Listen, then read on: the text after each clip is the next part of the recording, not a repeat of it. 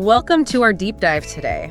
Yeah. Buckle up, because we're going to explore a fascinating and often overlooked corner of American history, the intersection of the Founding Fathers and the Muslim world. We're going to start with a real head-scratcher. Okay. Did you know that Thomas Jefferson, the principal author of the Declaration of Independence, Right. owned a copy of the Quran? It might seem surprising, but this seemingly small detail actually reveals a lot about Jefferson's intellectual curiosity. Yeah. And how he, along with other founding fathers, approached the monumental task of building a new nation. Okay, so let's rewind the clock. Sure. Jefferson purchased his Quran back in 1765 while he was a law student. This wasn't just a casual purchase, was it? Not at all. Okay. Remember, this was the Enlightenment era, a time when thinkers across Europe were challenging traditional ways of thinking and looking to a variety of sources, including ancient Greek philosophy, Roman law, and, yes, even Islamic scholarship. So Jefferson was part of this broader intellectual movement, hungry for knowledge and open to exploring different ways of understanding the world. Exactly. And his interest in Islamic law, as evidenced by his ownership of the Quran, fits right into this pattern. Okay. He wasn't just interested in American law. He was fascinated by comparative law, Yeah. by how different societies approached issues of justice, governance, and human rights. That's pretty forward thinking for a guy living in the 18th century. It was, and it reflected a core belief of the Enlightenment. The idea of natural law, a set of universal principles that apply to all people, regardless of their culture or religion. Okay. This concept was central to the Founding Fathers' vision for America. So they were looking for these universal principles. Yes. And they were willing to look in unexpected places like Islamic legal traditions to find them. Precisely. Now keep in mind that the concept of natural law had roots in both Western and Islamic philosophy. Islamic legal scholars for centuries had developed sophisticated systems of law and governance based on reasoned justice and the idea of a social contract between rulers and the ruled. I'm starting to see how Jefferson's Quran wasn't just a random book on his shelf. Exactly. It represented a much bigger idea. Exactly. It symbolized his willingness to engage with different cultures and intellectual traditions in his search for the best principles upon which to build a new nation. But was Jefferson alone in this thinking? What about other founding fathers? Many of them shared similar interests. Okay. They were well read in the classics, but they were also aware of the wider world, including the Muslim world, which at that time was a center of learning and innovation. Oh, okay. So we're talking about more than just Jefferson and his Quran. Yes. This was part of a larger intellectual climate among the founding fathers. Yes. But how did this interest in the Muslim world actually play out in the real world? Well, one fascinating example is the Treaty of Tripoli, Oh, yeah? signed in 1796 by John Adams, another founding father, and the second president of the United States. Oh, I remember reading something about that. Yeah. Didn't it say something about the U.S. not being founded on the Christian religion? You're right. Article 11 of the Treaty of Tripoli states very clearly, Okay. the government of the United States of America is not in any sense founded on the Christian religion. Wow, that's a pretty bold statement for a young nation that was, let's be honest, largely shaped by Protestant Christianity. It was a bold statement, and it's often overlooked in discussions about America's religious heritage. Yeah. This treaty demonstrates that the Founding Fathers, at least some of them, were very consciously trying to create a secular government that respected all faiths, not just Christianity. So this treaty adds another layer to our understanding of the Founding Fathers' relationship with the Muslim world. Yes. It suggests that their interest wasn't purely academic. It had practical implications for how they envisioned the new nation. Exactly. And it challenges the notion often put forward that America was founded as a Christian nation. Yeah. The reality is far more complex and nuanced. Okay, so we've got Jefferson with his Quran and the Treaty of Tripoli, both hinting at a more open and inclusive worldview than we might expect. But did these ideas translate into concrete actions beyond the realm of treaties and legal documents? They did. And one example is the way some founding fathers approached the issue of religious freedom, which became a cornerstone of American values. I know Jefferson was a big advocate for religious freedom. Yeah. Didn't he write the Virginia Statute for religious freedom? He did. In fact, he considered it one of his proudest achievements. Can you remind us what that document was all about? Sure. The Virginia Statute for Religious Freedom, drafted by Jefferson in 1777 and finally adopted in 1786 after much debate, was groundbreaking for its time.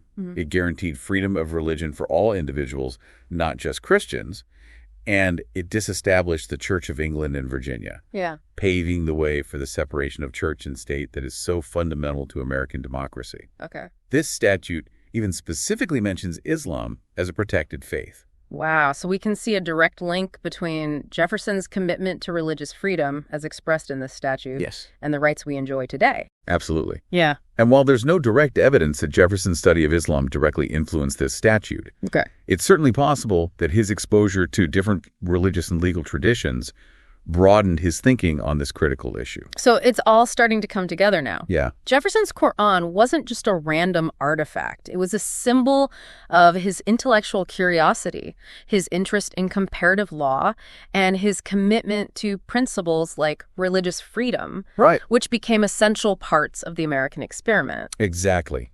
And as we'll see in the next part of our deep dive, this is just the tip of the iceberg. Okay. The Founding Fathers' engagement with the Muslim world had real-world implications, not just in terms of ideas, but also in terms of diplomacy, trade, and even military conflict. Okay, I'm hooked. Let's take a break and come back to explore those real-world interactions. This is getting really interesting. Sounds good. We'll delve into the complexities of the Barbary Wars and how those early encounters shaped America's evolving relationship with the Muslim world. Welcome back to our deep dive. We've been tracing the surprising connections between the Founding Fathers and the Muslim world, starting with Thomas Jefferson's personal copy of the Quran. And we saw how that one book actually opens up a whole conversation about the intellectual climate of the time, the search for universal principles of justice, Right. and the Founding Fathers' commitment to religious freedom. Right. But as fascinating as those ideas are, I'm also curious about the more practical side of things. Okay. How did those early encounters with the Muslim world play out in terms of real-world events and actions? That's a great question. And it takes us into the realm of diplomacy, trade, and even military conflict. One of the most significant chapters in this story is the Barbary Wars, a series of conflicts between the United States and the Barbary states of North Africa in the early 19th century. Okay, I've heard of the Barbary Wars. Yeah. But to be honest, I'm a bit fuzzy on the details. Can you give us a quick overview? Absolutely. The Barbary states, Tripoli, Algiers, Tunis, and Morocco, were notorious for piracy in the Mediterranean Sea. For centuries, they had demanded tributes from European nations and merchant ships in exchange for safe passage. Okay. If you didn't pay up, your ships were vulnerable to attack. So basically protection money. Exactly. And this practice continued into the early years of the United States. Initially, the U.S., like other nations, paid these tributes to avoid conflict. Okay. But as American trade and shipping in the Mediterranean grew, the costs became increasingly burdensome. I bet that didn't sit well with a young nation eager to assert its independence and protect its interests. You're right. During his presidency, Thomas Jefferson decided to take a stand against these demands. Okay. He believed that paying tributes only emboldened the Barbary pirates, and that a show of force was necessary to protect American shipping. So here we see Jefferson, who had studied Islamic law and even owned a copy of the Quran, now engaging in a military conflict with Muslim powers. Yes. That seems like a pretty stark contrast. It does. And it highlights the complexities of history and international relations. Jefferson's decision to engage in the Barbary Wars wasn't driven by religious animosity or a clash of civilizations. It was a pragmatic decision based on protecting American interests and asserting its sovereignty on the world stage. It's interesting how, even though the Founding Fathers drew inspiration from Islamic thought and advocated for religious tolerance, they were still operating within the geopolitical realities of the time where conflict and competition were often unavoidable. Exactly. The Barbary Wars were a defining moment for the young nation, Yeah. demonstrating its willingness to use military force to protect its interests abroad. They also underscored the importance of diplomacy and building relationships with nations in a region where cultural and religious differences were significant. So it was a balancing act, projecting strength while also recognizing the need for understanding and engagement. Precisely. Yeah. And this balancing act, navigating the complexities of a world marked by both cooperation and competition, continues to shape America's foreign policy to this day. The Barbary Wars were certainly a dramatic chapter in this story. But what about the long-term impact? Right. How did these early interactions with the Muslim world shape America's evolving relationship with the region? Well, for one thing, they highlighted the importance of diplomacy and understanding. The Founding Fathers realized that simply projecting military power wouldn't be enough. Yeah. They needed to build relationships with Muslim nations based on mutual respect and shared interests. And did they succeed in doing that? To some extent, yes. Alongside the conflicts, there were also efforts at diplomacy. Okay. For example, in 1786, Morocco became the first Muslim-majority nation to formally recognize the United States. This treaty of peace and friendship, signed by Thomas Barclay and the Sultan of Morocco, established trade relations and laid the groundwork for future cooperation. So amidst the tensions of the Barbary Wars, there are also these glimmers of diplomacy and cultural exchange. Exactly. And these early efforts, however, imperfect, laid the foundation for a more complex and nuanced relationship between the United States and the Muslim world, one that continues to evolve to this day. Okay, this is all incredibly fascinating, but it also raises a big question for me. Okay. We've talked about Jefferson's Quran, the Treaty of Tripoli, and the Barbary Wars, all examples of how the Founding Fathers interacted with the Muslim world in various ways. But what about the legacy of those interactions? Right. Do we still see the influence of Islamic thought on American values today? That's a question that historians continue to debate. It's difficult to pinpoint a direct causal link between specific Islamic ideas and the development of American values. Okay. However, as we've seen, the Founding Fathers were deeply immersed in the intellectual currents of their time. Right. And they drew inspiration from a wide range of sources, including Islamic legal and philosophical traditions. So it's more about acknowledging the broader context in which American values emerged, recognizing that the Founding Fathers didn't operate in a vacuum. Precisely. They were products of their time, and their ideas were shaped by the intellectual ferment and global interactions of the 18th century. And in that world, the Muslim world was a significant presence both intellectually and geopolitically. So even if we can't point to specific instances of direct borrowing, it's safe to say that the Founding Fathers' exposure to Islamic thought, along with other diverse influences, likely played a role in shaping their worldview. I think that's a fair assessment. The Founding Fathers were remarkable for their intellectual curiosity and their willingness to learn from different cultures. And their engagement with the Muslim world, whether through studying texts like the Quran, negotiating treaties, or even engaging in conflict, undoubtedly broadened their horizons and contributed to the development of American values. This makes me think back to Jefferson's passion for education. Wasn't he a big advocate for a broad and inclusive curriculum? He was. He believed that an educated citizenry was essential for a thriving democracy. In fact, he's often quoted as saying, if a nation expects to be ignorant and free in a state of civilization, it expects what never was and never will be. That's a great quote. It really emphasizes the importance of knowledge and critical thinking in a free society. Exactly. And this commitment to education extended to his interest in diverse cultures and languages. He believed that studying different perspectives was essential for intellectual growth and understanding the world. And this is where his interest in Arabic and Islamic thought fits in, right? Precisely. He advocated for the inclusion of Arabic in the University of Virginia's curriculum, recognizing its importance as a language of scholarship and diplomacy. He understood that to engage with the world effectively, Americans needed to be able to understand and communicate with people from different cultures. So he wasn't just interested in collecting books like the Quran. He wanted to understand the language and the culture behind them. Yes. He saw education as a key to building bridges between different worlds. Exactly. And I think that's a valuable lesson for us today. In an increasingly interconnected world where we face complex challenges that transcend national boundaries, the ability to understand and appreciate different cultures and perspectives is more important than ever. Well said. This deep dive has really opened my eyes to the connections between the Founding Fathers and the Muslim world, and how those early encounters continue to shape our world today. But before we wrap things up, I have one more burning question. Okay. What about the whole issue of slavery?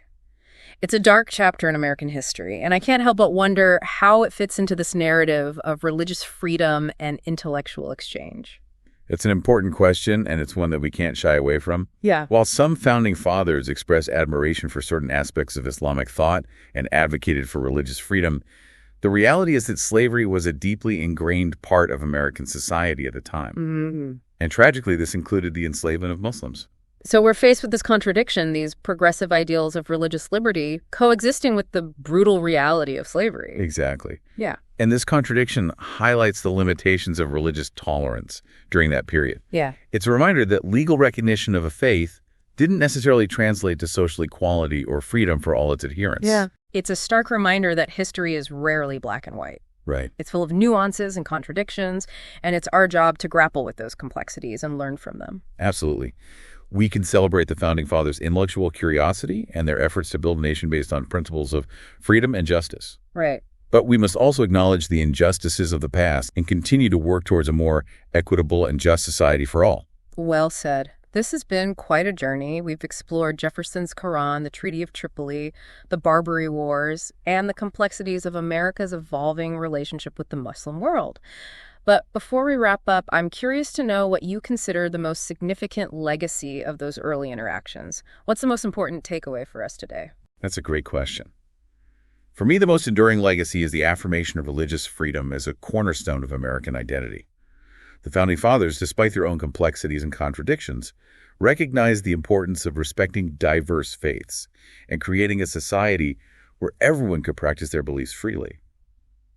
That principle, enshrined in the First Amendment, continues to guide us today and is a beacon of hope in a world often torn by religious intolerance. I think that's a perfect note to end on. This deep dive has been an eye-opening experience, and I'm walking away with a whole new appreciation for the complexities of American history and the enduring legacy of the Founding Fathers. It's been a pleasure exploring these ideas with you. And remember, history is never truly settled. It's a living conversation that we're all a part of. So keep asking questions, keep exploring, and keep challenging your assumptions. You never know what fascinating discoveries await. Thanks for joining us on this deep dive. We'll catch you next time for another fascinating exploration of history's hidden depths. Welcome back. We've been on quite a journey through early American history, uncovering these fascinating connections between the Founding Fathers and the Muslim world. And we've seen how those connections weren't just abstract or intellectual. They played out in concrete ways, like in treaty negotiations, military conflicts, and even in the shaping of American values like religious freedom. Right. But as we wrap up this deep dive, I keep coming back to this one question.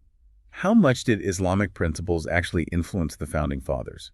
I mean, did they directly borrow ideas from Islamic law or philosophy when they were creating the United States? That's the million-dollar question.